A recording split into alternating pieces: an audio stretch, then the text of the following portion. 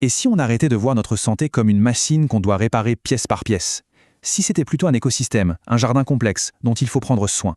C'est vraiment l'idée au cœur de l'analyse qu'on explore ensemble aujourd'hui. Allez, c'est parti.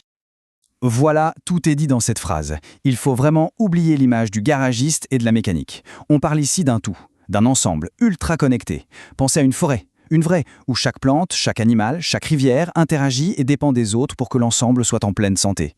Eh bien, notre corps, c'est pareil. Première partie, notre corps, une forêt.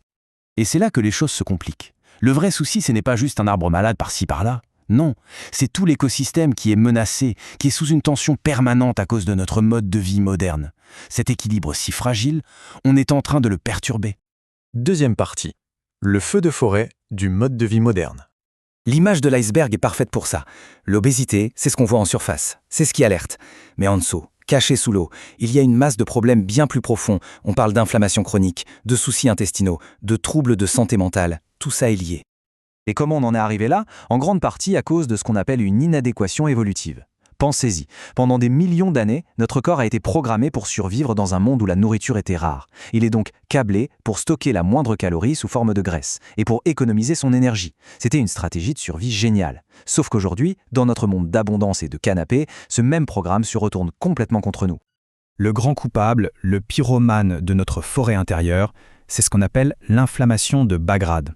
Attention, ce n'est pas l'inflammation vive d'une blessure, non, c'est bien plus sournois. C'est un petit feu qui couvre en permanence, partout dans le corps, alimenté par le stress, la malbouffe, le manque d'exercice. C'est cet ennemi silencieux qui, à petit feu, abîme tout l'écosystème. Et parmi les victimes de cet incendie, il y a une connexion absolument fascinante et vitale, la grande autoroute de communication entre nos intestins et notre cerveau. Oui, on l'appelle souvent notre deuxième cerveau, et ce n'est pas pour rien. Notre intestin abrite des milliards de microbes, c'est le fameux microbiome.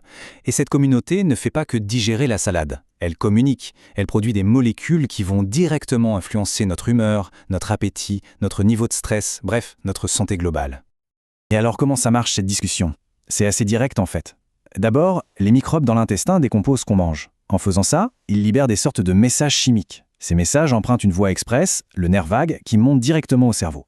Et là-haut, le cerveau reçoit l'info et adapte notre comportement. Donc, ce qui se passe dans le ventre ne reste jamais que dans le ventre. Pour illustrer ça, il y a une étude qui est juste incroyable. Des chercheurs ont pris le microbiome de vraies jumelles, sauf que l'une était mince et l'autre obèse. Ils l'ont transplanté à des souris de laboratoire. Et attention, toutes les souris ont mangé exactement la même chose. Le résultat, il est bluffant. Les souris qui ont reçu les microbes de la jumelle obèse sont devenues obèses. Ça prouve bien que le poids, ce n'est pas qu'une question de calories, mais aussi de qui vit à l'intérieur de nous pour gérer ces calories. Bon, on a bien cerné le problème. La bonne nouvelle, c'est qu'on a des solutions. Et il ne s'agit pas de se lancer dans un régime hyper strict, mais plutôt d'adopter quelques grands principes pour, justement, prendre soin de cette forêt intérieure et restaurer l'équilibre. On peut résumer ça en 4 grands piliers. Le premier, resynchroniser nos horloges biologiques avec la lumière du jour et un bon sommeil. Le deuxième, qui est crucial, nourrir notre microbiome en mangeant une grande diversité d'aliments. Le troisième, un classique mais indispensable, bouger tous les jours. Et enfin, le quatrième, apprendre à gérer le stress, à activer le mode détente de notre système nerveux. 30. Juste ce chiffre. À votre avis, à quoi est-ce qu'il peut bien correspondre? C'est un objectif vraiment central. Et voilà la réponse. Le fameux chiffre 30, c'est le nombre de plantes différentes qu'il est conseillé de manger chaque semaine. Fruits, légumes, légumineuses, noix, graines, épices, tout compte. Pourquoi? Parce que chaque plante va nourrir une famille de microbes différentes. Plus il y a de diversité dans l'assiette, plus le microbiote est riche et costaud. C'est comme ça qu'on obtient une forêt luxuriante capable de résister aux agressions. Et tous ces principes du quotidien, ils n'ont pas seulement un impact sur le corps. Ils sont aussi là pour protéger sur le long terme notre organe le plus précieux, notre cerveau. Voyons un peu comment on peut construire cette résilience. Il y a un concept clé ici, c'est la réserve cognitive. Pour faire simple, imaginez que votre cerveau est une ville. Chaque fois que vous apprenez quelque chose, que vous êtes stimulé, vous construisez une nouvelle route. Plus vous avez de routes, plus votre réseau est dense. Si un jour une grande avenue est bloquée à cause de l'âge ou d'une maladie, ce n'est pas grave. Votre cerveau a plein d'autres petits chemins pour contourner le problème et arriver à destination.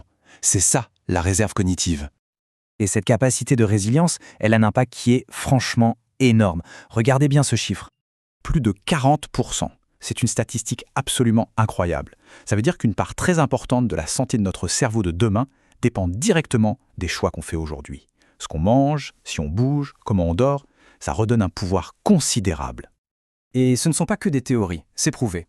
Prenez le régime MIND par exemple. C'est une alimentation qui favorise les aliments bons pour le cerveau, les légumes à feuilles vertes, les baies, les noix, etc. Eh bien, les études montrent que le suivre de près est associé à une réduction de 53% du risque de développer la maladie d'Alzheimer. 53%, c'est juste colossal. Alors, pour résumer, s'il y a quelques idées à garder en tête, ce sont celles-ci. Premièrement, la santé n'est pas une machine, c'est un écosystème. Deuxièmement, notre vie moderne a tendance à alimenter une inflammation chronique, ce fameux feu qui couve. Troisièmement, pour prendre soin de l'axe intestin-cerveau, la clé, c'est la diversité alimentaire. Et enfin, en faisant tout ça, on construit jour après jour sa réserve cognitive pour un cerveau plus résilient.